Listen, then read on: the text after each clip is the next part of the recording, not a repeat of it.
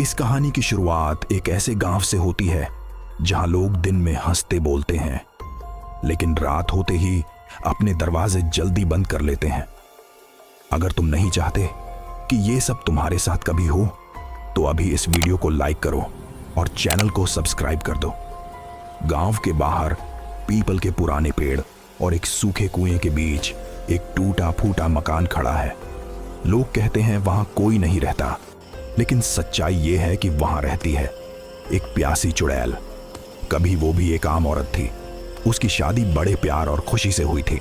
घर में रोशनी थी, ढोल नगाड़े बजे थे, मेहंदी की खुशबू और सपनों की चमक हर तरफ थी। लेकिन जिस रात को उसकी जिंदगी की सबसे खूबसूरत रात होनी थी, उसी रात सब कुछ खत्म हो गया।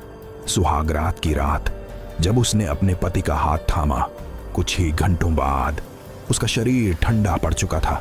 लोगों ने कहा किस्मत खराब थी, पर उस रात उस औरत के अंदर कुछ टूट गया। प्यार, भरोसा, उम्मीद सब मर गया, और उसी दर्द से जन्मी एक ऐसी भूख जो सिर्फ प्यार नहीं, प्यार की प्यास थी। साल बीत गए। वक्त ने उस औरत को इंसान से कुछ और बना दिया। अब वो सिर्फ रात में दिखती थी। सफेद साड़ी, खुले बाल और आंखों में अधूरा प्यार। उसी गांव में एक लड़का रहता था। नाम था आरव। सीधा सादा, मेहनती, दिन भर शहर में काम करता और हर शाम उसी सुनसान रास्ते से लौटता।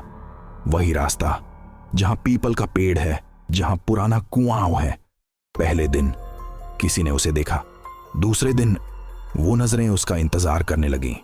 तीसरे दिन उस नजर को यकीन हो गया, यही वो आदमी है जो मेरी प्यास बुझा सकता है। 3 रातों तक प्यासी चुड़ैल उसे छुप छुप कर देखती रही।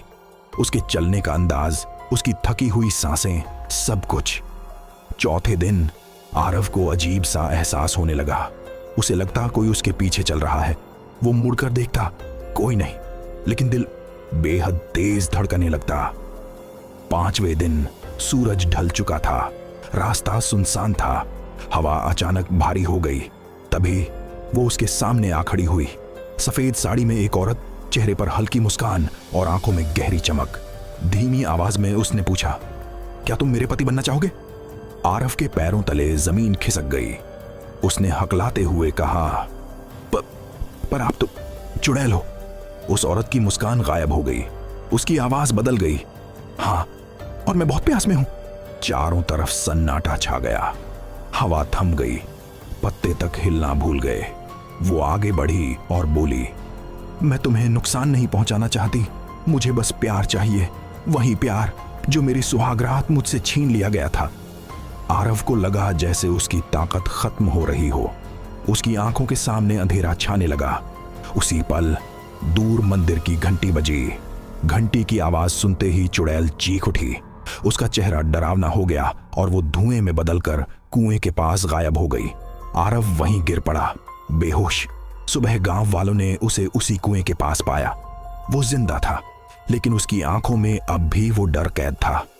आज भी आरव जिंदा है, लेकिन हर रात वो एक ही सपना देखता है। सफेद साड़ी, खुले बाल और कानों में गूंजती वही आवाज, क्या तुम मेरे पति बनोगे?